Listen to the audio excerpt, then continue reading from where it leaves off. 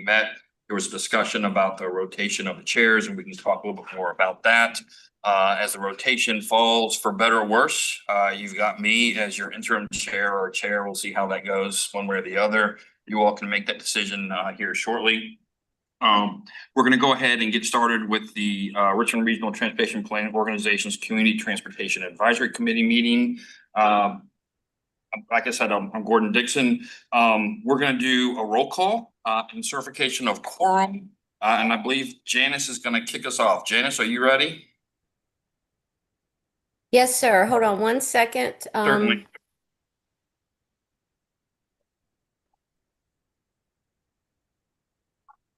There we go. All right, let's see. Town of Ashland, Mr. Martin. Mr. Root.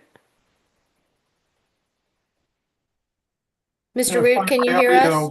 Gotta find my audio. Charlie is out of town. Okay. Charles City County, Mr. Walton. Present. Chesterfield County, Mr. Plymale. Mr. Richwine. Mr. Ada. Ms. Phelan. Goochland, Mr. Basham. Present.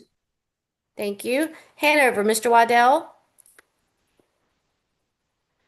Henrico, Chair Dixon. Here. New Kent, Mr. Dismore. Present. Powhatan, we have a vacancy for Powhatan. We'll move to League of Women Voters, Ms. Weisiger. Here, I'm here. Thank you. Ms. Rosenblum. Rabba, Mr. Burnley. I'm here. Richmond Equitable Transit and Mobility, Ms. Rowan. Mr. Moore. City of Richmond, Mr. Bunn. Mr. Brackman. Span Center, Mr. Williams. Present. VCN, Mr. Hankins. NAACP, Mr. Minor. Mr. Willis. VCU, Mr. Leonard. Here. Mr. Cole. RVA Rapid Transit, Ms. Walker. Ms. Power. Here. Thank you. And Virginians for High Speed Rail, Mr. Testerman. Here. Great. Also, because I am remote today, I can obviously see the room, but want to make sure I didn't miss anybody. And we have had a couple new appointees, particularly for the city of Richmond. I don't think any of those people are present, but if I missed anyone in the roll call, please let me know. All right, thank you. That concludes the roll call for attendance, and we do have a quorum. Janice, thank you very much for that. Next line of business is the approval of the July 17, 2025 CTAC meeting minutes. They were sent to you in advance, electronic copies. Hopefully you had a chance to review that. I believe we're going to need a motion to approve the meetings as presented. Do I have a motion? I'll make a motion. Motion? John Root will second.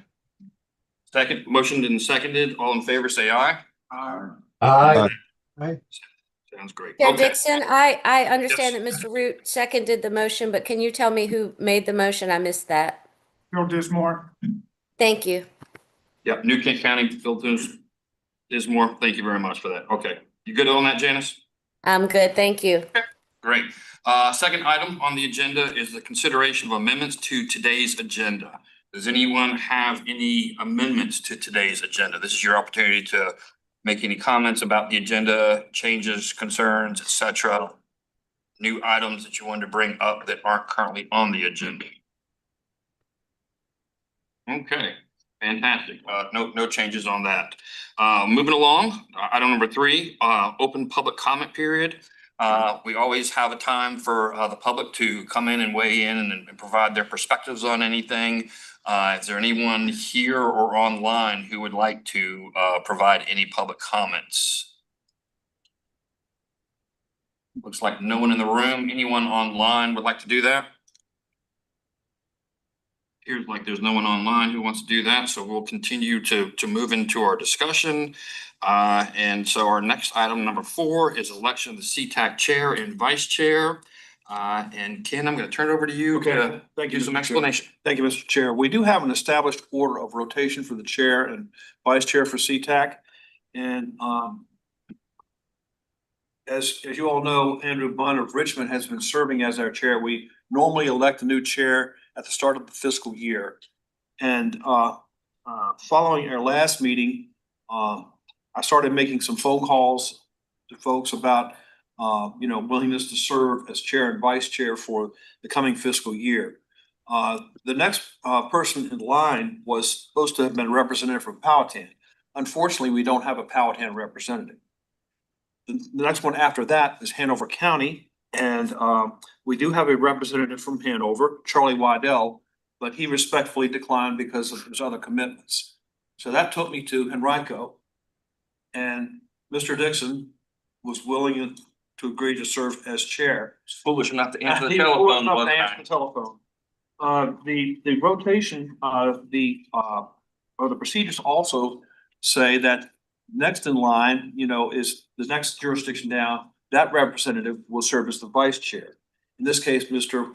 Walton. So, and he has also agreed to serve as vice chair. So at this point, we do have a chair and a vice chair, which is no small accomplishment, and I'm thankful to both of you for your willingness to step in and serve. So that's where we are. I would think it might be appropriate, Mr. Chair, to just have a resolution from the group endorsing or supporting you all as chair, vice chair. Sounds good. So does anyone have any comment about the explanation that Mr. Lansing just made? Makes sense. I know a lot of localities do this with their own elected officials. I think it makes a lot of sense and great. It gives people the opportunities to take the lead on this. And some folks kind of jump at the chance to kind of speak in front of folks, and others prefer to kind of have reserved comments. But I think it's a good chance to have everyone kind of weigh in and provide some perspective. So it makes a lot of sense. With that being said, I am looking for a nomination of chair and vice chair. Do we need to do the two roles separately or do them all together? Together would be fine. Chair Dixon, if we just had a motion and a second for the both the chair and vice chair, and then we could settle that with a voice vote as we did the minutes. Right. All right. So if we have a nomination or for chair of Gordon Dixon and vice chair of Bill Walton, is there nomination? There's a nomination. Thank you very much. And there's a second. Sorry, who seconded that? Champ Burnley. Champ, thank you very much. Greatly appreciate that. All in favor? Aye. Anyone opposed? You sure? Just checking, please. No, absolutely. Well, thank you very much. Appreciate that.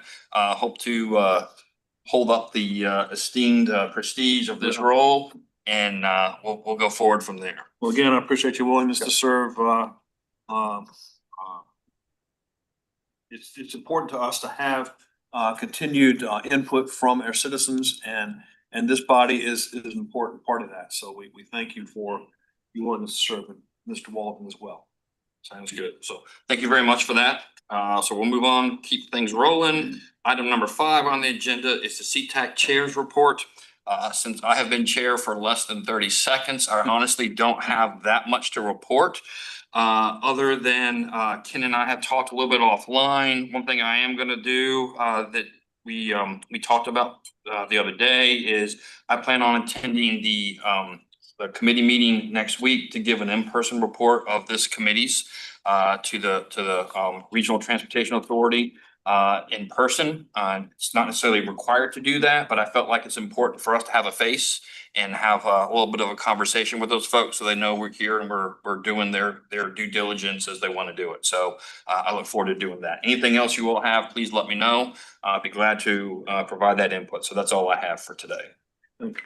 All right. Moving on to old business. Number one, review of the revisions to Title VI Plan and recommendation of acceptance by Richmond Regional Transportation Planning Organization Policy Board. Ken Lance. Okay, thank you. Title VI plan is one of their requirements, to continue to receive the federal funding. And from time to time, we do go through and make updates to it. The last plan was written, I think, in 2021. And so for our FY25 work program, we had included in there a task to go through and work through the plan. And we also called upon an equity work group. I think there were some members of this body that were part of that equity work group that worked with us on the review of the Title VI plan. We're thankful for the support of the members of the equity work group and working through that. We've also been monitoring pretty closely changes at the federal level. I think everybody's aware of the rescission of previous executive orders that's been taking place. And we've been following that very closely as part of our process to update the plan. So the plan represents administrative edits to the previous plan. We've updated staff names, addresses, and so forth. The other plan still had our old address in there. Didn't have the current Title VI coordinator, those sorts of things, as well as the changes in the federal policy. So again, we have made a pretty thorough review of the plan. And I'm not going to go through it page by page, but I did want to just highlight just a few things that have changed, just so you might be aware of it. First of all, the 2021 plan was 70 pages long. The new one is 46. So we managed to cut out, I think, a lot of paper there and a lot of verbiage. We have revised our mission and vision as it was previously articulated. We've added references to our public outreach and engagement committee. We have all of our community characteristics information in there, census data, minorities, low-income population, all of that has been updated to the most recent American Community Survey estimates information.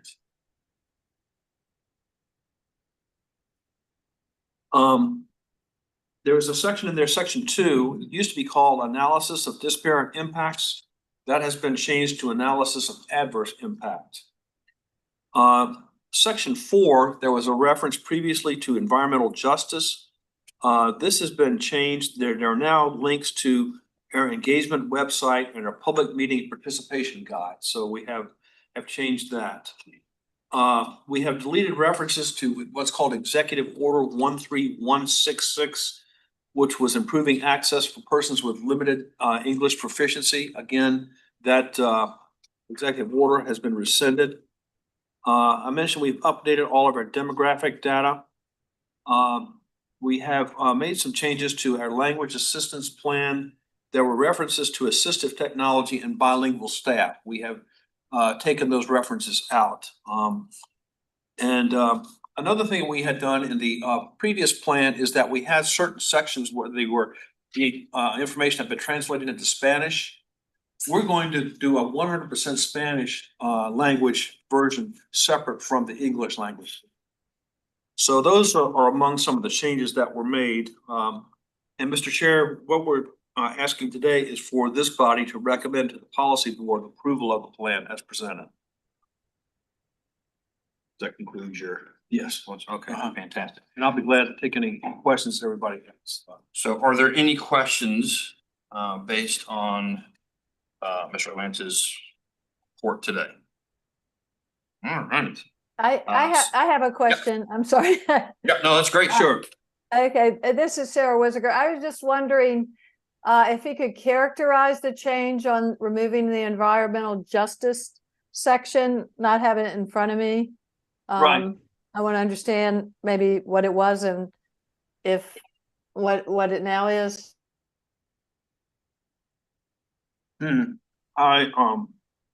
Environmental justice was a section, and I'm hoping some other folks can kind of jump in here and help me out if I get too far astray, was a, a section that was talking about how are we, addressing, populations that may have been disenfranchised.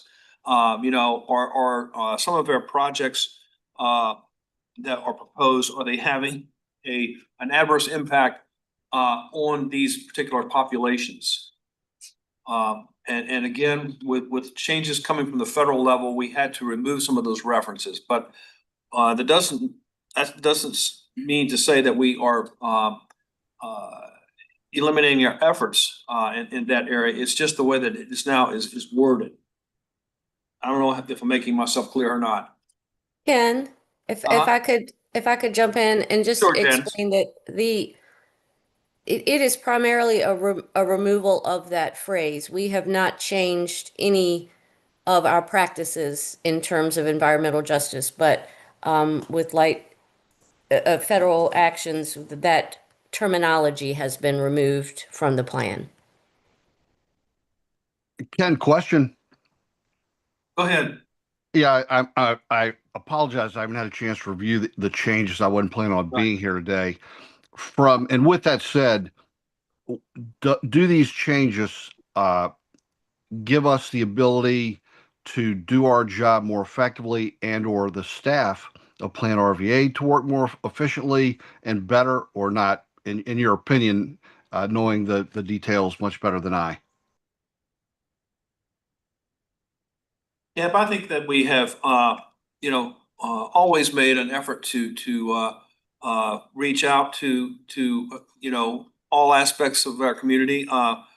We with the pandemic, and particularly when we were working on our plan 2045, 2050, we had developed a pretty extensive public outreach program, and that had to go by the wayside, because of the pandemic. But with that being said, I think with the staff we have now, 2 dedicated staff doing public outreach, and Kristen is not with us today, but I hopefully you have noticed just the way that she has been communicating with you, how we're really making more of a concerted effort to be out in the community. She had shared with me, and I believe she may have shared it with the members of the committee, a 1-page list of all the places that we have been or where we're going. So I think that the changes to Title VI notwithstanding, I think we're doing an even better job now of reaching out into the community. We still have some segments that we need to probably interact with on a regular basis that maybe we're not reaching as much as we would like to. I.e., I think we're still kind of struggling to have regular contact with the Hispanic Latino community. But I think that overall we're doing a better job of it. So I don't think that the changes at the federal level have hamstrung us or limited us. So I hope that answers your question. Thank you. Uh-huh.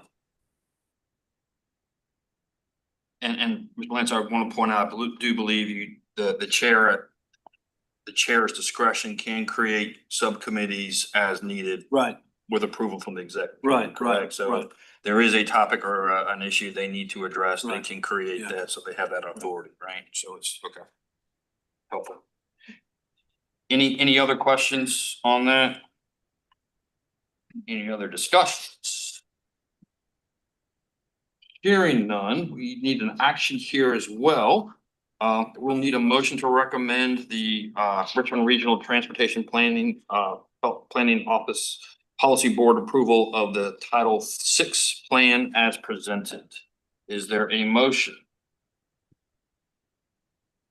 So moved, Goochland. Basham makes a motion, second, Second. and there's a motion and second. All in favor? Aye. Aye. Anyone opposed? I'm opposed. Champ Burnley. Ken Burnley is opposed. Yeah.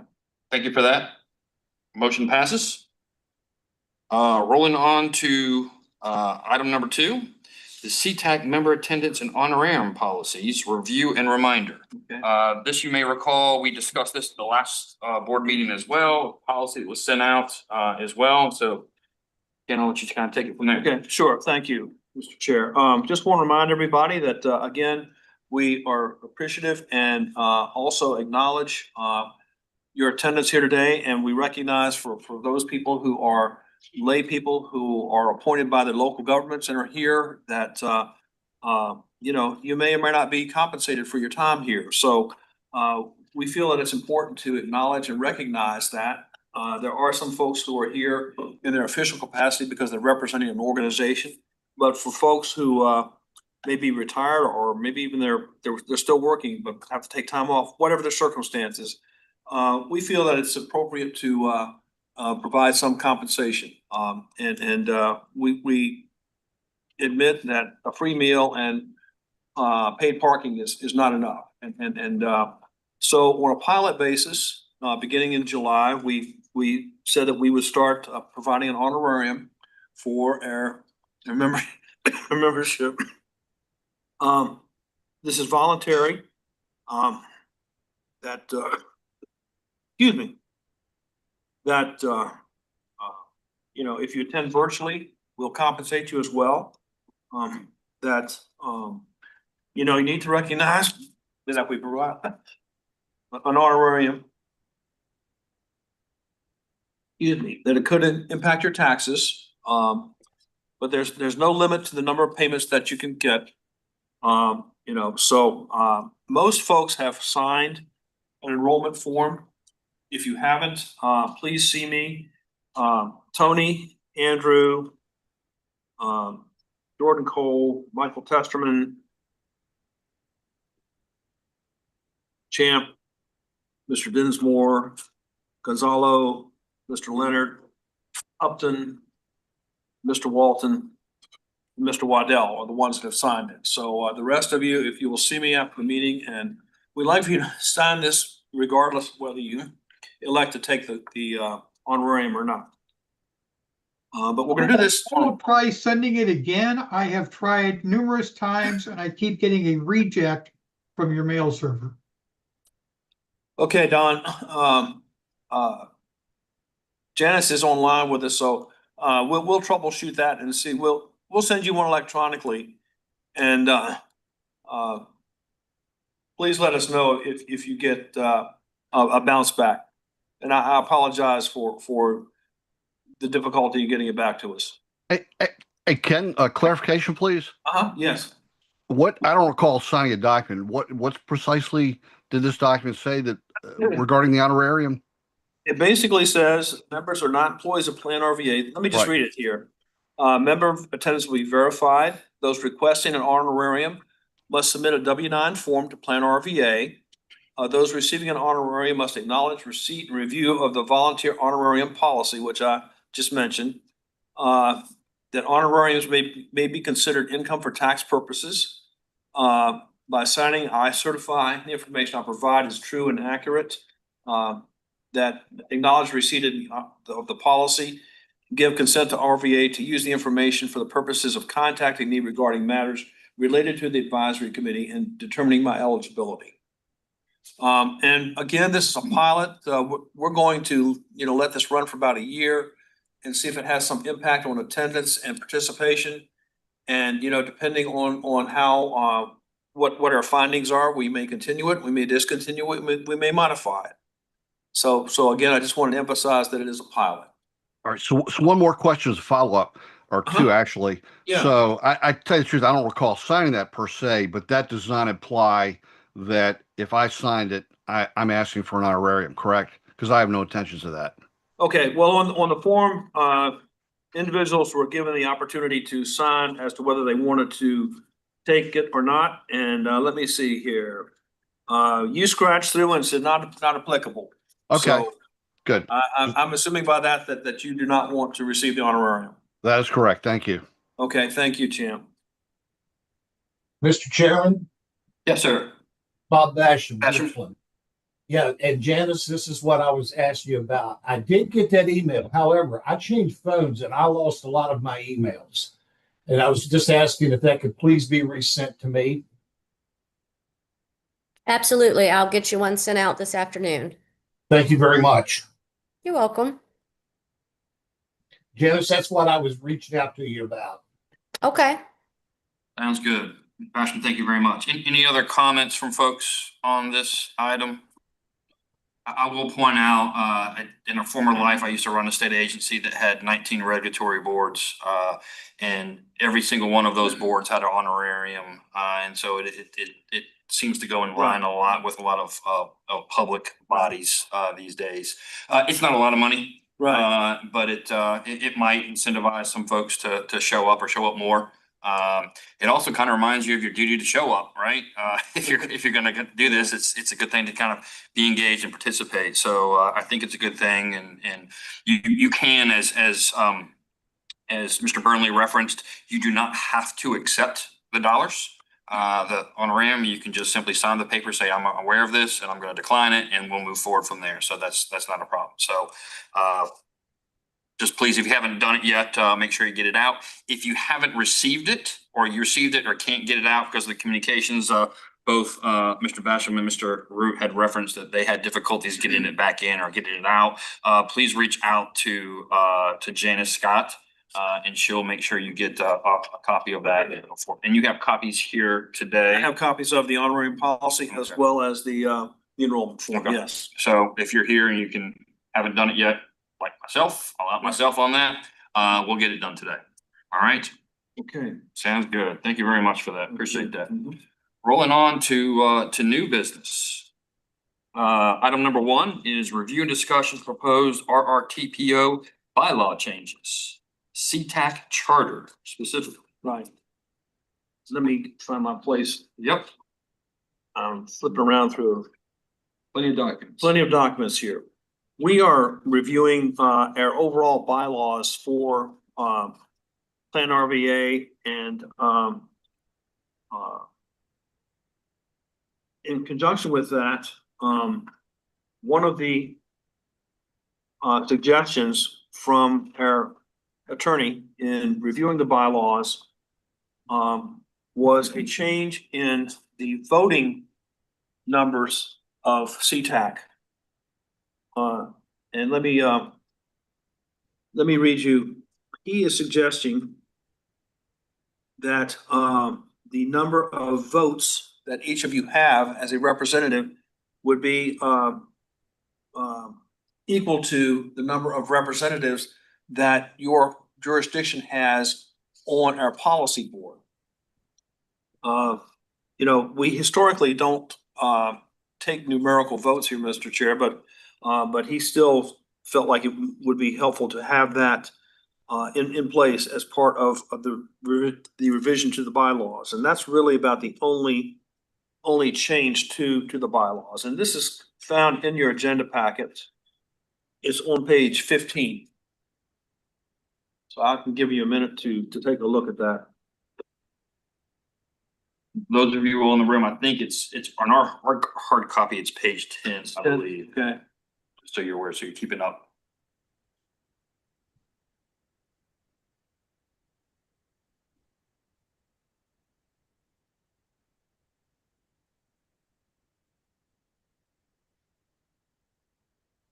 You know, we're not really changing the structure of the committee. We're just changing the weighted voting, should we ever take weighted votes, which happens very infrequently, but.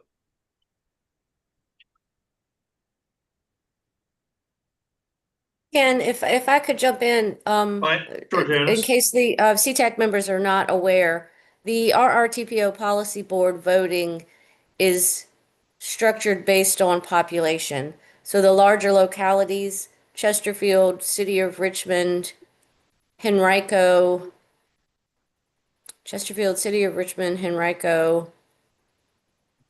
all they have 4 seats or 4 votes on the policy board. Hanover 3, some of the other localities 2, and then the smallest population localities at 1. it was actually a recommendation from our policy board members that the CTAC voting be changed to match that of the policy boards so that the larger population localities such as Richmond, Chesterfield, Henrico could have either additional seats on CTAC or more likely the case would be just that if there is one or two representatives, they would carry a heavier vote.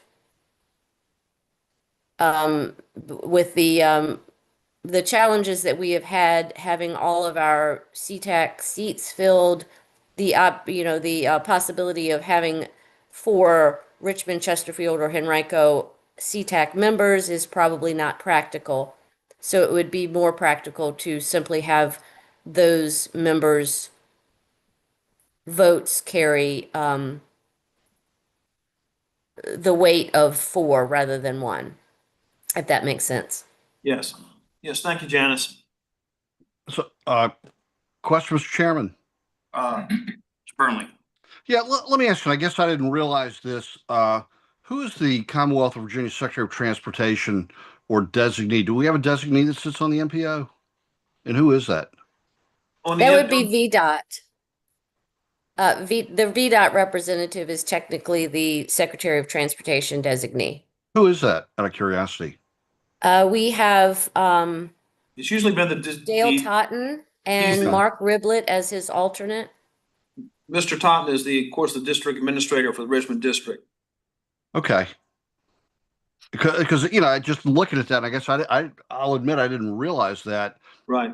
I'm a bit perplexed. I mean, that seems kind of backwards to me, where this is a regional organization, and it seems to me that what we decide or what the MPO decides should filter through to the Secretary of Transportation, not vice versa. So if we're doing changes to this, I would ask, has the discussion been made to make that member an ex officio member? Certainly welcome to attend and listen and give input.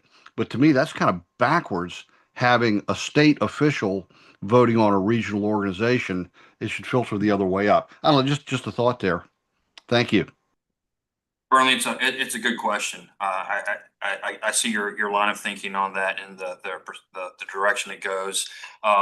With Mr. Trotton, he is the regional representative as Mr. Lance had represented. So he represents VDOT for the geographic region and has attended a lot of these Richmond Plan RVA meetings and so forth. But I think it does bring up a good point. He is a designee of the secretary who represents everyone in the Commonwealth. And maybe as an ex officio that makes some sense. And I don't know if that's been considered at all or not. Yeah, if it's possible, can we have the staff just inquire as to should that be an ex officio position as opposed to a full voting position on that? I'd really appreciate that. Thank you, Mr. Chairman. Absolutely. I'll look into that. Yep. Greatly appreciate that. Mr. Chair, what I will do is Yes. include that in the RRTPO policy board packet as a comment from CTAC, and so that it will be passed on to the policy board members and they will be aware that that was something that was discussed and suggested during this meeting. I know that's great. It's citizens, it's the committee in action doing what we're There you supposed go. to be doing. So I think Very it's a good example of us kind of weighing in and providing some kind of perspective on that. So appreciate that. Appreciate your comments, Mr. Burnley. Thank you, Ms. Scott, for bringing that to their attention, just questioning and so forth. So any other questions or comments on this at this point? Mr. Tesserman. Is there a question online or yep, there's a Mr. Tesserman, please. I think you have your hand up. Thank you. Yep. Yeah. I hope I'm understanding this correctly. If I'm exposing my ignorance, then that I'm not afraid to. The NGOs that are on seat, how are their votes counted? Just one? All members who are not representatives of a locality carry one vote, and there are no proposed changes in that. Right. Thank you. And so, Mr. Testman, I assume you were referencing the Capital Region Airport Commission, the Greater Richmond Transit Company, and the Richmond Transportation Authority in that comment. Is that what you were referencing? Well, you also have like Richmond Bicycling Yeah, Association. and then I Right. represent, which is Virginia Light Um, Rail. But we're talking about MPO though, not CTAC, correct? Correct. Yeah, so none of us have a vote at all. It's just Correct. it's just right. Yeah. Capital Region Airport Commission, Greater GRTC, RMTA, and then the Secretary of Transportation. So I think to answer that question though, Ken, that we really the NGOs, i.e. Richmond Bicycle Association, we don't have a vote at all on that because we're not members of the MPO. Right. It's a good point. Okay. Thank you. Section 4 in the bylaw changes refers to CTAC specifically. And there's a table there that shows our breakup allocation of votes and at-large positions, of which we are. Awesome. Any other comments? Yes, sir. I represent New Kent County. We have an alternate and a regular position. Right. I'm the regular position. Right. We have 2 votes. So does the alternate have to be present to vote, or do I count as 2 votes? You can count as 2 votes. Whatever. Right.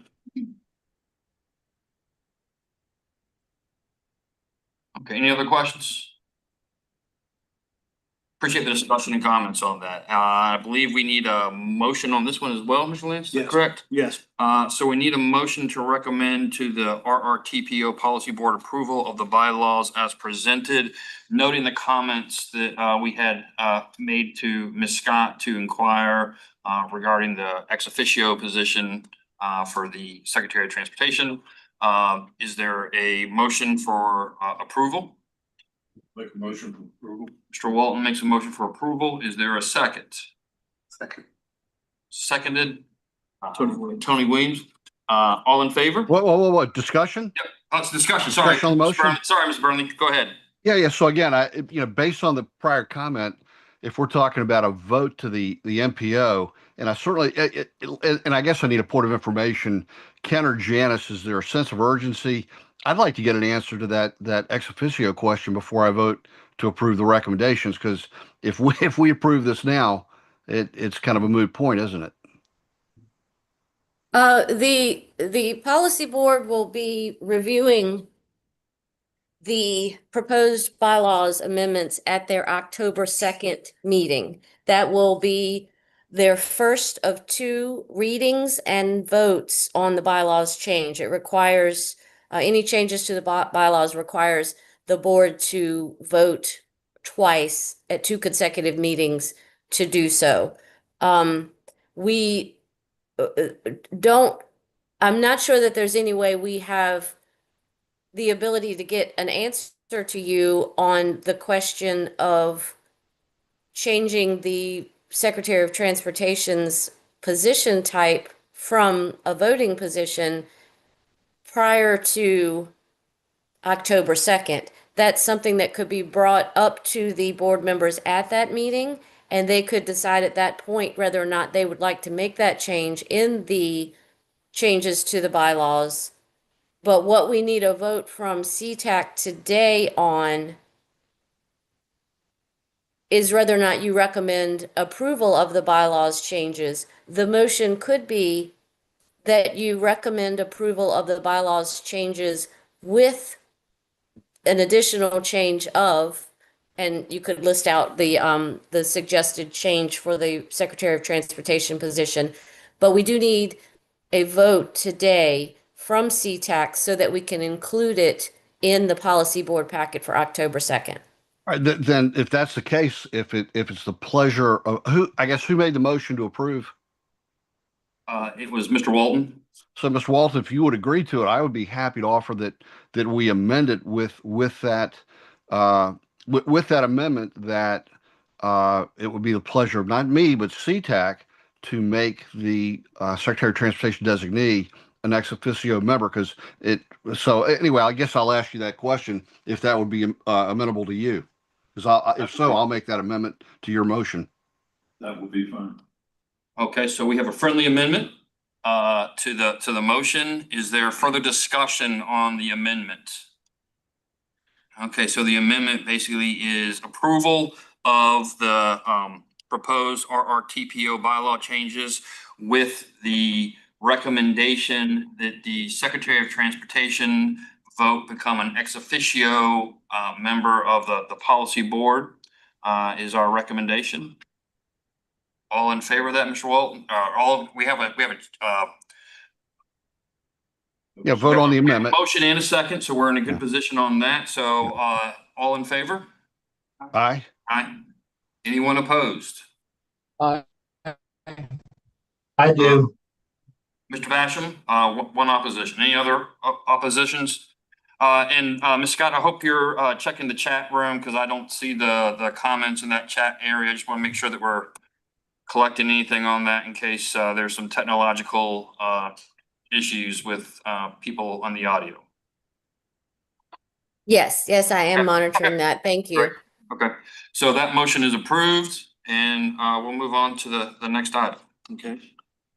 Mr. Chair, under the CTAC updated policy board meetings, as you mentioned at the start of your meeting, there is an opportunity at all of our policy board meetings for a report to be given on the business of CTAC. Historically, we have developed a written summary, just a couple paragraphs or two, but there's also an opportunity for the chair and or his or her representative to give a an oral report. Since the October meeting will be the first opportunity that they will have had exposure to new leadership of this committee, it would be, I think, very appropriate and I think very helpful if you can show up at that meeting to give that report. Again, it's not a very lengthy item, but I think that just making our policy board members aware of the leadership of the committee would be good. So if that's the case, then we will look forward to your report at that meeting and I can help you with that. For future meetings, the reports could be given virtually. And it doesn't necessarily have to be given by you. You could designate a member of the committee to give that report. But I think it's good to sort of show our faces and let the TPO policy board know that we are, meeting on a regular basis. And these are some of the things we're talking about, some of the things we're doing, some of the ways we're trying to get out into the community. Sounds good. So, Mr. Lynch, I appreciate that. And if anyone has an interest in making that presentation, please let me know. It doesn't necessarily have to be the chair or vice chair.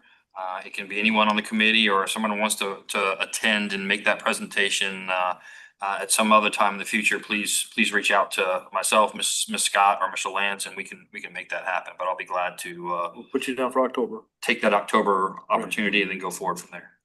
Thank you. Absolutely. All right, so we'll roll on to other business. The first item is the near miss dashboard. There was a great article the other day about this very topic in the Virginia Mercury. I don't know if you got a chance to read that, or hopefully Greenwell, I'm not stealing your this, but it was a great talking about the situation on this, and in particular, we'll let you kind of go into it and kind of talk about this because we referenced this at the last meeting as well. And so Ms. Greenwell, the floor is yours. Okay, awesome. Thanks. Hi, everybody. I'm Elizabeth Greenwell. I'm a data analyst here at Plan RVA. I'm excited to share with you all about the near miss dashboard, which is something I've been working on for like the last year here. So what is a near miss if you're not familiar with it? Well, the dashboard is like a combination public engagement survey kind of site. And the data we want to collect on it are what we're calling near miss events, which is a term commonly used in occupational safety, where a near miss or a close call can be any event that does not result in injury, but could have. We're going to be a bit flexible with our definition and allow into the survey events where maybe there was an injury or a collision. This is an attempt to be broad in our scope on the dashboard. And we really want to just capture any event that would go unreported to the police. So what are those? We're talking about instances where you're traveling in the bike lane and debris makes you swerve. Times where you have poor visibility, where there's not enough time at an intersection to cross the street. There's lots of things that are behavioral or part of the infrastructure that would contribute to a near miss event. So the survey currently has options on it that I believe best reflect a breadth of experiences, but we're also looking to find, you know, trends and connections between the events. And what do we want to do with it? There's so much to get out of this information from a safety and planning perspective. A big thing we want to come out of this is locality level reports on events, on trends we're seeing, and what may be potential areas for projects and for safety improvements. So mapping these with what active transportation infrastructure already exists, things like what the speed limits are on roadways, and VDOT crash data help us better understand what is contributing to collisions that do occur, so that we can work and plan in a preventative manner. And lastly, a big goal for me is to combine this data with active transportation count data to get an accurate picture of risk by roadway segment in the region. So the site is set up to be really user-friendly on desktop and on mobile, where basically you're just placing a pin on the map where the event occurred. You fill out the form. The form captures the location, asks users about the event, the time and date, and allows a short description to be added.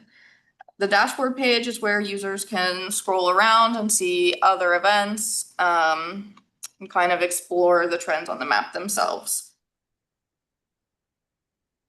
The near miss dashboard is rapidly gaining interest from the community, and people are really excited about having a space to have their experience seen and heard. The site has been shared as an example of what is technically possible, since it's built on open source tools, to other people in the GIS profession. It has been recognized by the National Association of Development Organizations as an impactful technology and data project. And yeah, local reporter Ian Stewart dedicated an episode of his podcast to it, to the Near Miss Project, and wrote an article on it for the Virginia Mercury.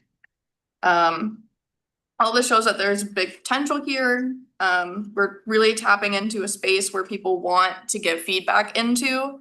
And as much as near miss is a data gathering survey, it really is a space where those who are traveling and using active transportation are feeling like they can have a record of their experience. So what's next?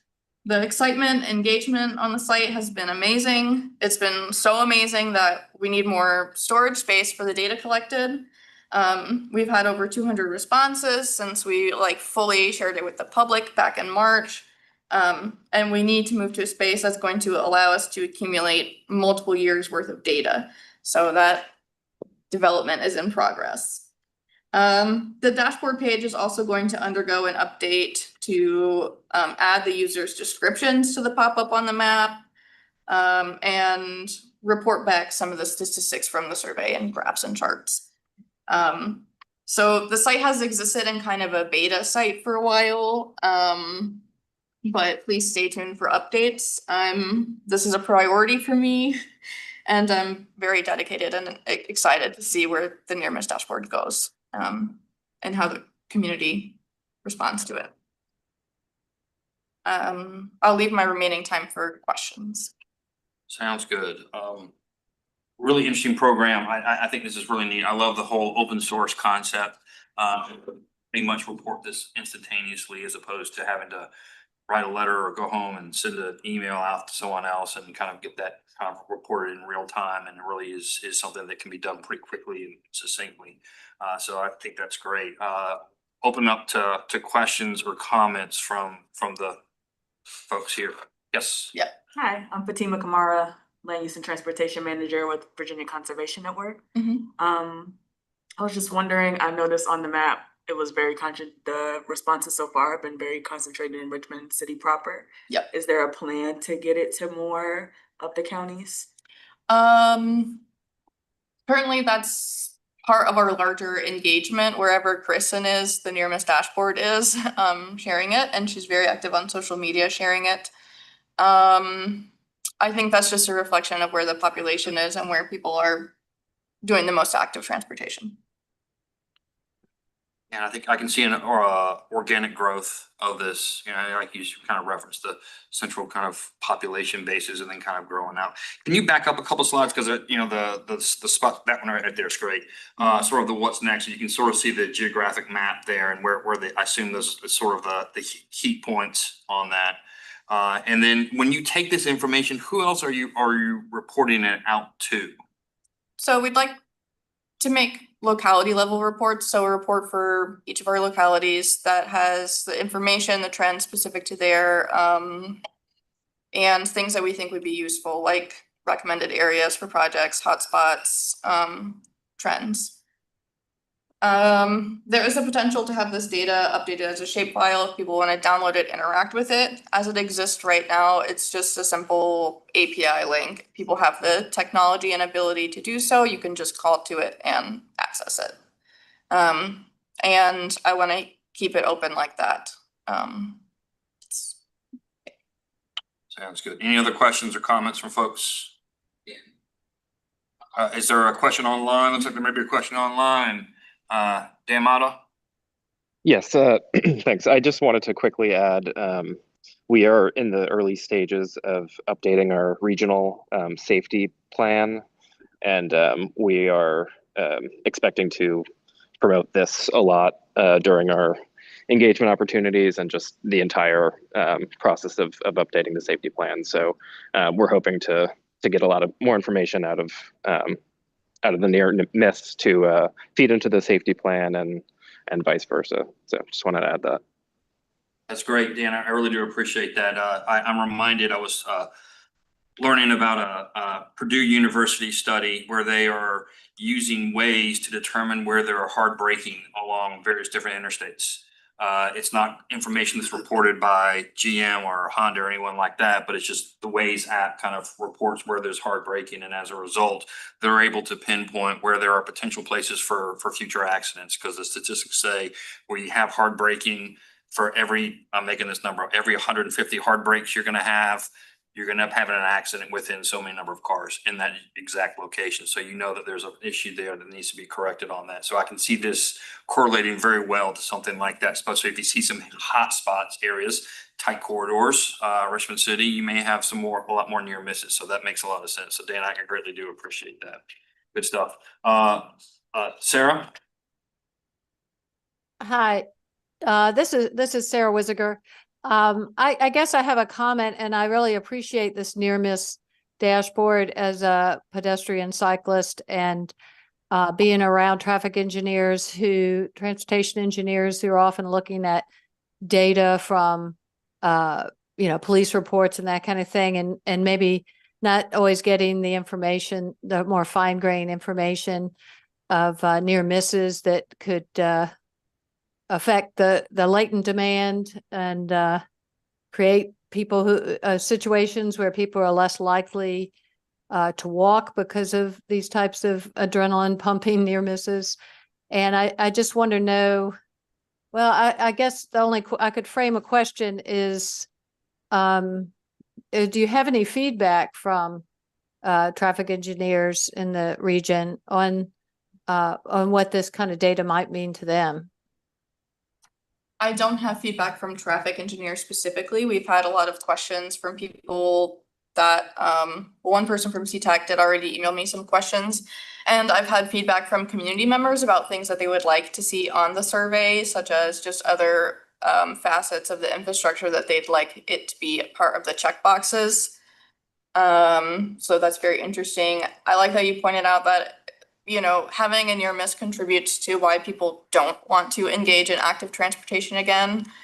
So kind of, seeing where it's a deterrent, and we're going to get that kind of knowledge that probably already exists in the bike community of like where to go and where to not go in a measurable data format, right? And something interesting from Ian Stewart's podcast is that he does interview someone, and you get the emotion out of the person that has this experience. There is another near miss dashboard that's out of DC, and it's from the nonprofit Nova Families for Safe Streets. He did an interview with them, and they said that there has been correlations between where near miss events occur and collisions later occur. So it's been successful for their region. Sounds good. Very encouraging outcome on that. I love the way that it's kind of touching on the technology piece as well. So it's hitting people real time on it. So thank you very much for that. Question? Yes. Yeah, so Burnley. I mean, it's a tool. I've used it several times, and primarily not for active transportation, but bad intersections when I've been driving. Has there been a formal rollout to local traffic engineers in the region, or if not, is that scheduled? Because it seems to me those are the people making a lot of the decisions that need to know about this. How do we inform them or educate them, or what's the plan to do that? That is something that's in progress as the website has better web development and grows more in its functionality. 200 responses is really great, considering that we've just shared it on social media and like with our partners that we want to help us test it and get feedback on it and improve it. I don't know if 200 responses is yet the time to start like doing full analysis on it and building those reports and feedback, but it's in a really great spot right now. Thank you for that. Any other comments online? Okay, Ms. Greenwell, thank you very much. Thank you. Greatly appreciate that. Rolling on to the next item is item number 2, the rural transit study. Dan Mata. Dan? Yes. Hello, everyone. Just gonna turn my camera on for a moment. Thanks for letting me join you virtually. I'm actually in Rhode Island right now in Providence at the Association for Metropolitan Planning Organization conference.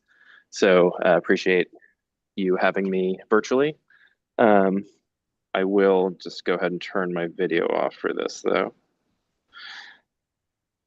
All right, so I'm here today just to discuss the final outcomes of the RTA, the Rural Transportation Analysis. And this was a project that was underway between July of 2024 last year and May 2025. So kind of just recently wrapped up. This project itself was included as a task in our fiscal year 2025 Unified Planning Work Program. So just a reminder, this was just a task that we were directed to complete as a request from the TPO Policy Board. And the idea was to better understand public transportation needs and opportunities in our rural areas. So if we can go to the next slide. Just really quickly, this is where this project is in the planning process. So very, very, very early on, just centered around identifying issues and solutions. So not prioritizing any solutions yet or getting into like project details or implementation quite yet. So just keeping that in mind. Next slide.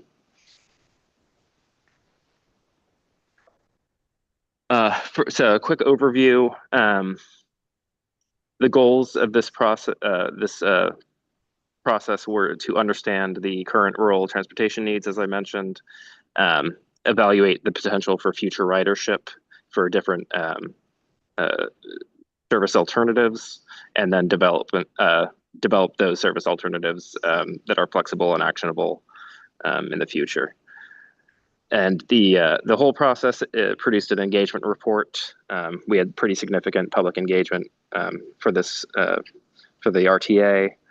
We also produced an existing conditions report and operational analysis report, and then of course the final recommendations report. Went through multiple rounds of public input, and input from the public and also localities and service providers in the region, the GRTC and also Bay Transit, which operates partially in our region, but largely outside in the Middle Peninsula and elsewhere. You can go to the next slide.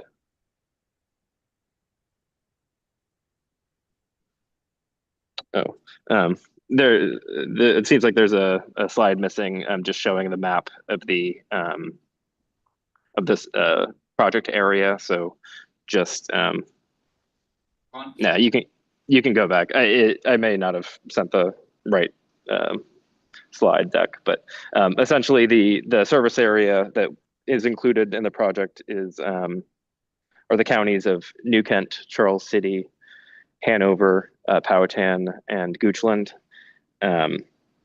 These are the counties that we identified as rural.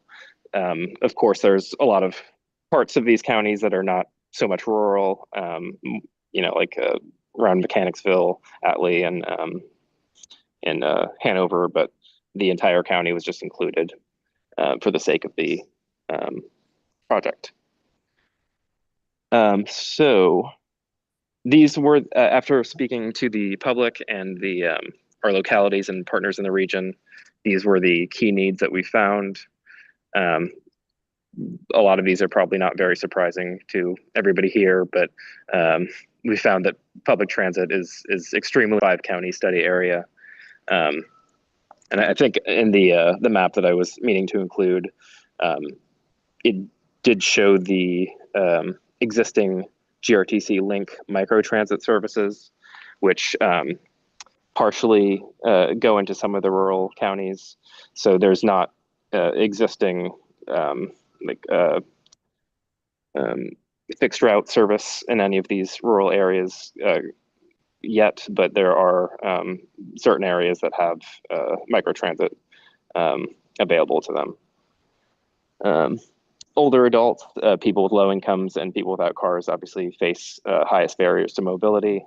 And then ultimately people want transit options that are flexible, affordable, and easy to access. Heard a strong need for public connections between rural areas and job centers, and also specifically medical providers, which can be difficult to schedule transportation around medical appointments because of the unknown time of some of these appointments. So that was a need that we heard over and over again. You can go to the next slide. This is a very quick summary of the proposed alternatives that we have in the plan. I encourage everybody to look over the finished plan itself. There's a more comprehensive full document, but then there's also a short like 15-page community guide that's designed to be much easier to read and digest. So you can look at either of those if you're so inclined. But very quickly, the summary here is we looked at a range of service options, and these included microtransit zones, which offer on-demand rides within designated areas. I mentioned GRTC Link services that are already in several areas of the region. They have 5 link zones right now in Ashland, Azalea, Cloverdale, Sandston, and Powhatan. Powhatan recently expanded to cover the entire county. It was originally just around the courthouse area and along Anderson Highway. So, some of these link zones are being adjusted based on feedback from riders and localities. New express bus routes were something that we proposed as well, and that is shown on the image on the screen right now. And the idea is to connect rural residents to to Richmond and the urban center during those peak need hours. So there's we pretty much recommended an alternative for each rural county. So we have, if you're looking at this on the map right now, clockwise from left, there's the Powhatan Express, Goochland Express, Hanover Express, Charles City Express, Chickahominy Express, which is an option that would run between Charles City, New Kent, and into Richmond, and then the New Kent Express, which those last three, Charles City, Chickahominy, and New Kent, would likely be a combination of one or two of those.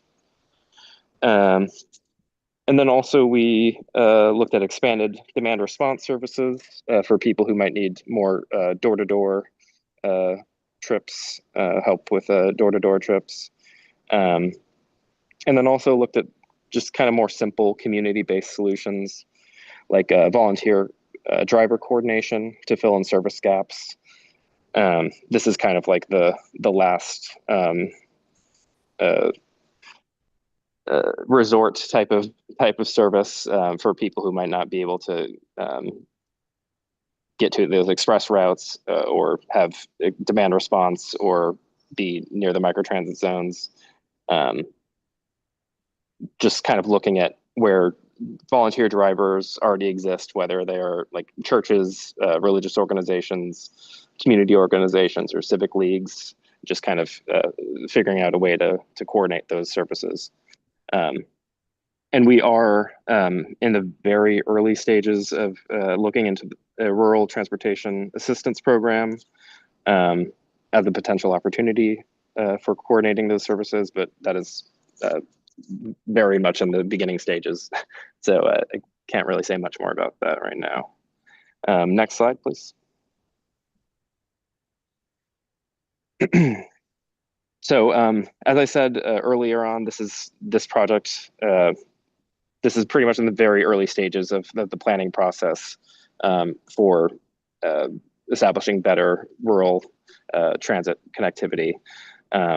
But it's helping us set the stage for future action.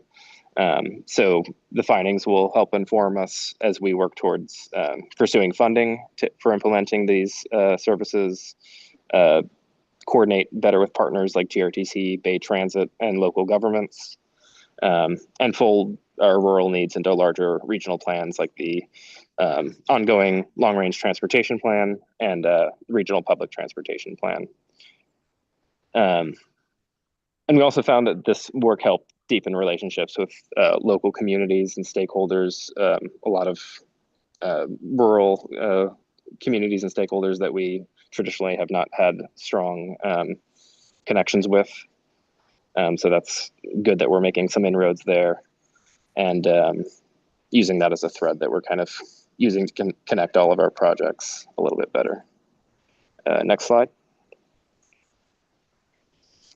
And lastly, I just wanted to mention that we were already honored to receive national recognition for this work. We received a 2025 Excellence in Regional Transportation Award from NATO.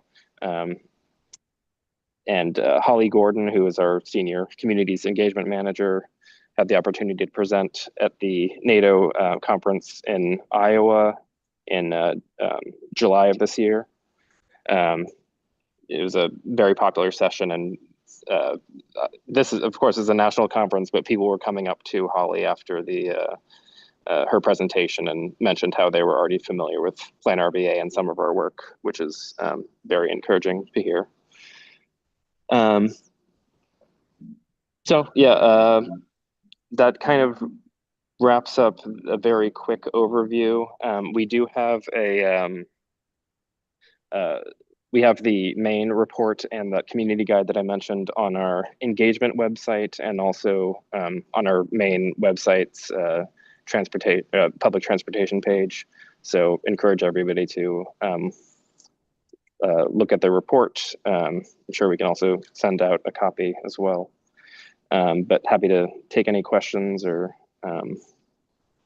any comments. I also should mention that Will Heller is the main transit planner with us now. I was the project lead for this particular report. So, but going forward, Will is kind of handling most of the transit stuff.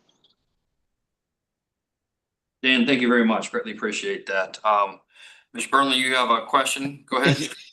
Sorry for all the questions today.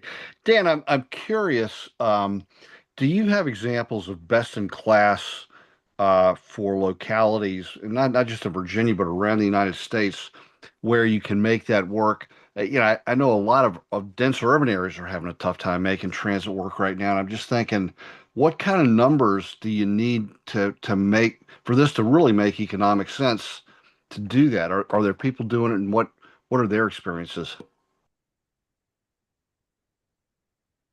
We go into that a little bit more in the operational analysis, and apologize, I don't have much on me right now because I'm at the convention center and I don't have my computer with me, but that is definitely a concern that a lot of people are dealing with. Happy to compile some more information and send it to you, Champ, but No worries, thanks. Yeah, Stephanie? Yeah, thank you. I'm gonna stay off camera because I am recovering from some sickness and y'all don't need to see me in my hoodie. I wanna just I would just want to congratulate you, Dan and Will, and everyone who's worked on this.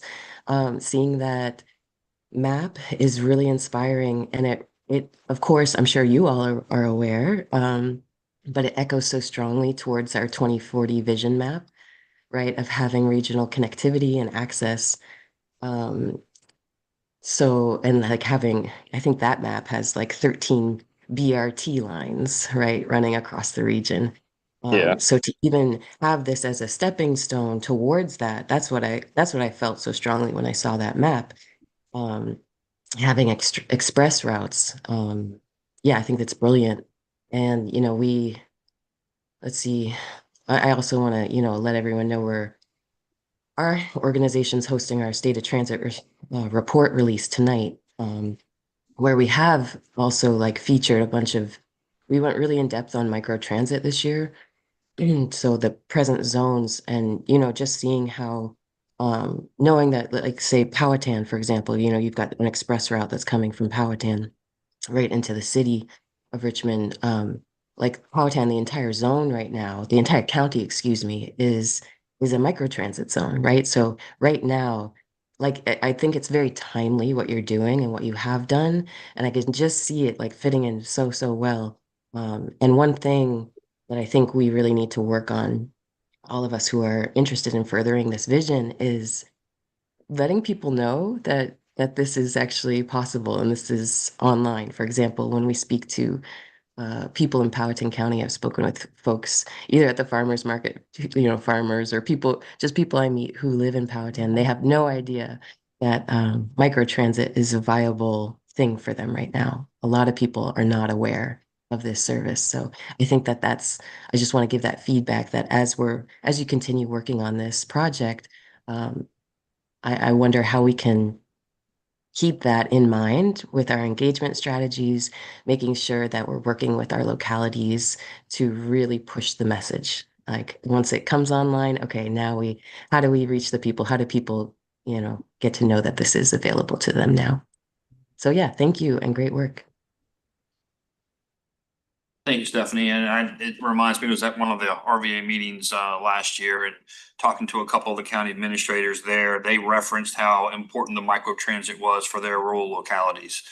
So I do think it's paying some good dividends, and hopefully it'll continue to grow going forward from there. So thank you very much for that. Any other questions or comments on that one? Dan, greatly appreciate your report today and your time today away from your conference to weigh in today, and hope the rest of your conference goes well. Thank you. Thanks, everyone. Yep. Next item is our engagement. Dixon, Yes, I'm I'm sorry. sorry. It's so sorry to interrupt. I know that Miss Wiziger has to leave early.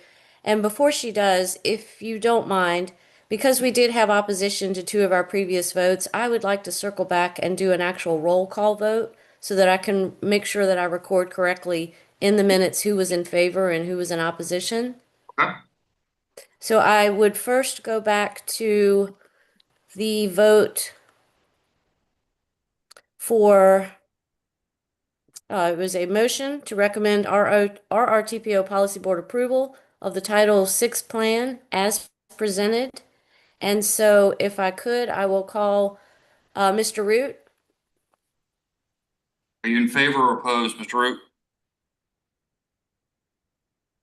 He may have had to leave. Okay. Mr. Basham, For. Mr. Dismore, Favor.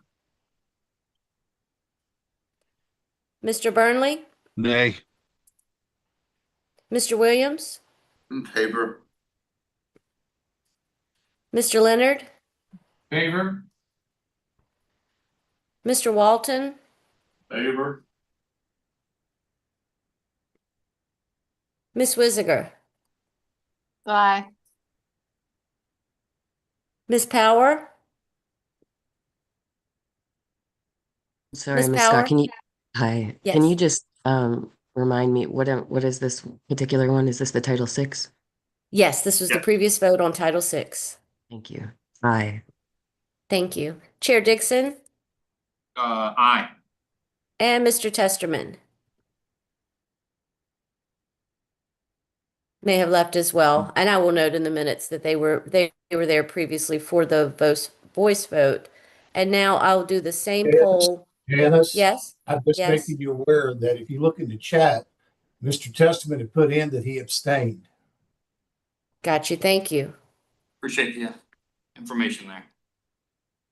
And same for the vote on the bylaws change with the additional recommended change to the membership type for the Secretary of Transportation designee.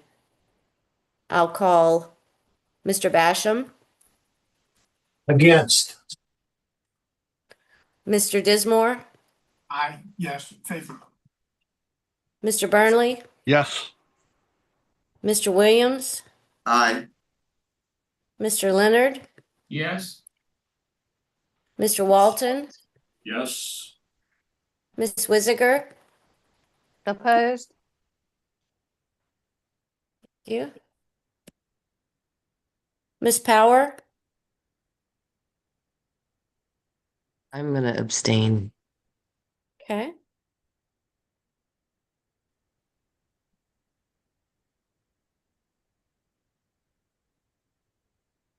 Chair Dixon, Aye. thank you. I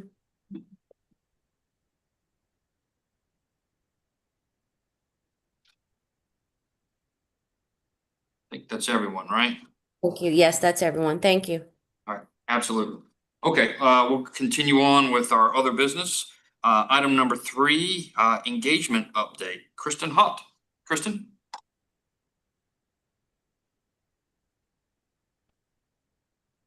Sorry, I've been trying to minimize.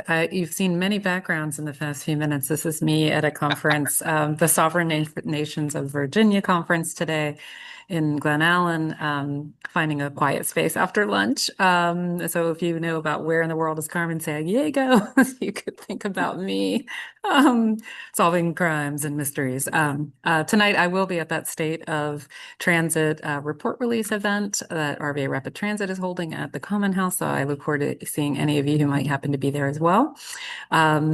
But I know you all have the CTAC news. I just decided to call it that. It's really engagement news, but that's way too long. Engagement's a huge many-lettered word. So this document is really just to have you have something to take away with you. I know digital is like the way we go, but I think having something physical in your hands or something you can print off is helpful as well. This is sort of an internal committee newsletter, if you will.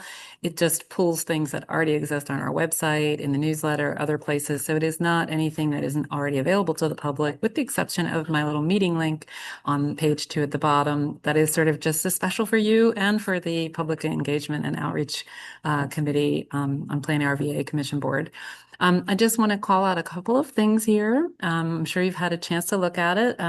You'll see that there are a few public engagements coming up across several programs. So not quite yet for the LRTP, but of course we believe here that all of these are related. Our air quality plan, the economic development strategy, tie into transportation, of course. And we know that the public that we're engaging with are interested in many things. And so again, as I mentioned at another meeting, an on-ramp to talking about one can be from another. So if you're talking to someone who really cares a lot about natural resources in the region and conservation and environment, you may also, excuse the background noise, you may also find that they would then jump on to talk about the LRTP. I want to also just draw your attention to a couple of public tools that you'll see at the bottom. I'm, again, bringing your attention to a very timely flood risk mapper. So that's something where people can enter in an address for potentially a piece of property or their residents, their family members, and just find out more about their flood risk. And the site also links to some FEMA flood and insurance plans. But it's primarily, the tool is meant to help folks be aware of risks. And the same thing with the extreme heat story map. These are data-driven projects that our staff here develop. So much like near miss dashboard, the public is really getting that regional look at a kind of hot button, and also just issues that affect our daily lives, and a reminder about the transportation mapper and survey. And then second page, you'll just see these events. If you're not seeing your locality, it could be that it's part of a regional event that we're attending, but it's also could be an opportunity for you and I to work together. So folks from the locality, appointees, we could work together. And I'll just turn the floor now for a few minutes to Bill Dismore, or a minute, to talk about one that he and I have been working on for the New Kent Groves community on September 30th in the evening. So Bill, if you want to take it away for a few minutes, I'll put myself on mute. Sure.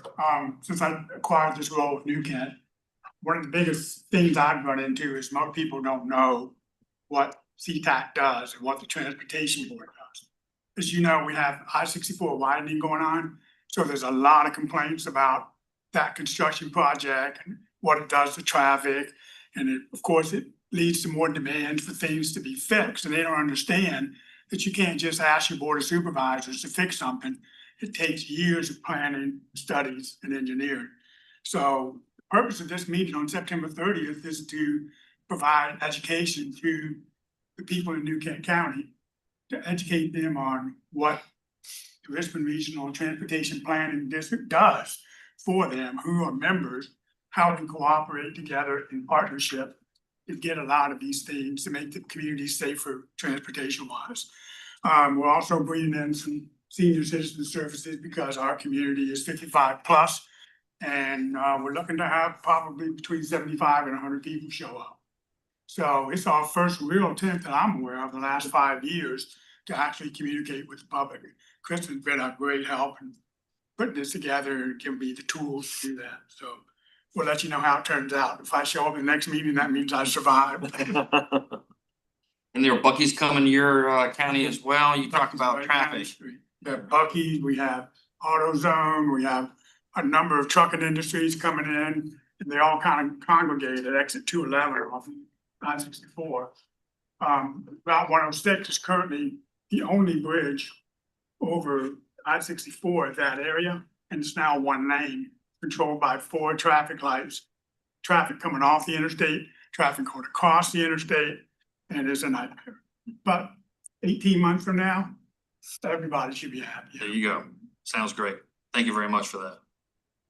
Thank you, Bill, so much. I'm looking so forward to it. And I'm sure that we wouldn't mind if any other CTAC members wanted to join us at that event, just to sort of see how we're doing that. I think that would be a great way for you to kind of imagine something similar in your own locality or with your organization, of course, because we have organizational members here as well.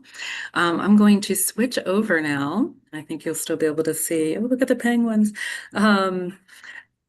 These tabs.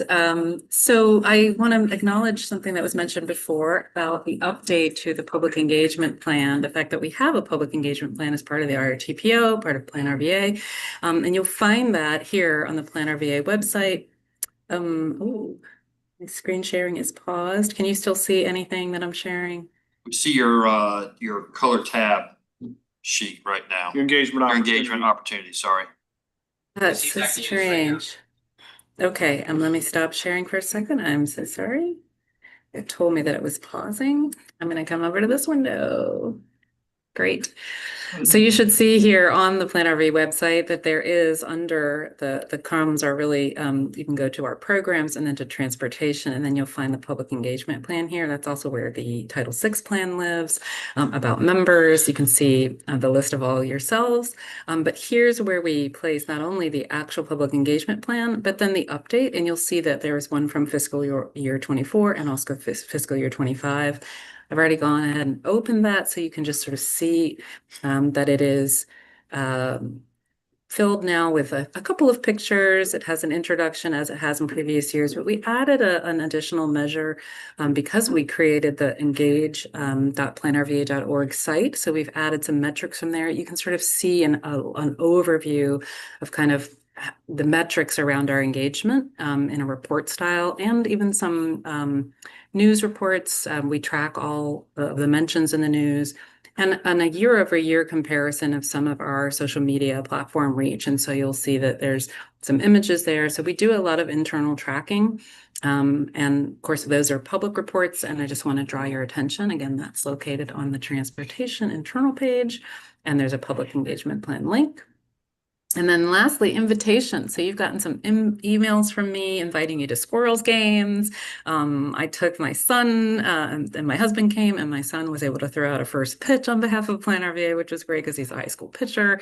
But we really we definitely want you all to feel like you are can bring your friends and family to those things. That sponsorship that the Emergency Management Alliance and Plan RVA did with the squirrels has come to a close this season and will be potentially back next season. That's under some discussion.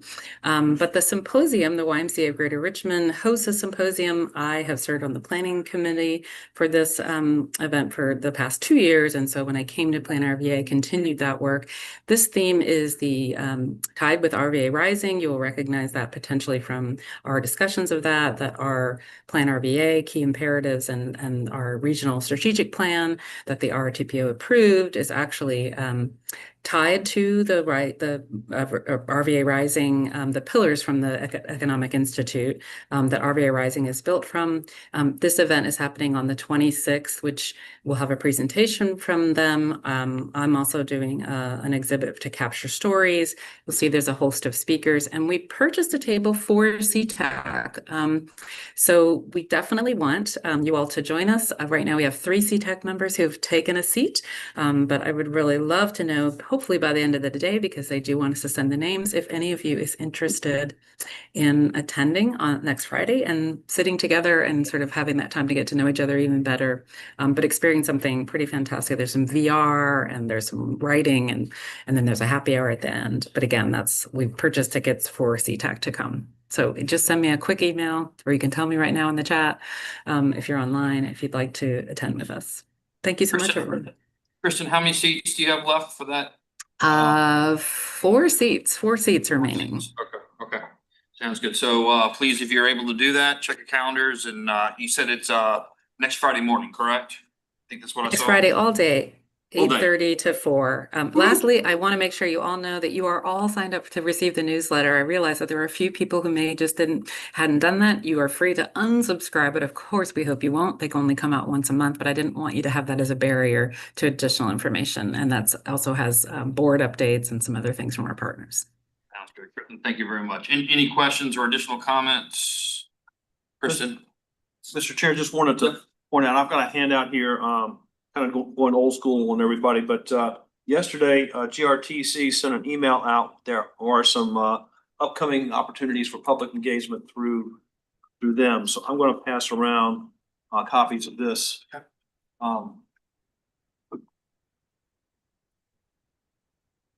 So would invite you, if you're interested, to check it out and be a part of some of these public engagement opportunities with GRTC. It includes everything from microtransit to North South Pulse to their care service. Again, greatly do appreciate that. Now, is that the agency's updates? The report? agency updates report is on page 19 of the Right. agenda. Right, so it's in your packet already. Right. Any questions or comments from folks? Okay. Rolling along, item number 5, CTAC member comments. Any comments, additional perspectives that the members want to provide at this time? Anyone online? Okay. Hearing none, we're about ready to adjourn. I want to thank everyone for coming today. And I think great participation and comments. So I appreciate everyone weighing in and providing their perspective. That's how we get the feedback one way or the other.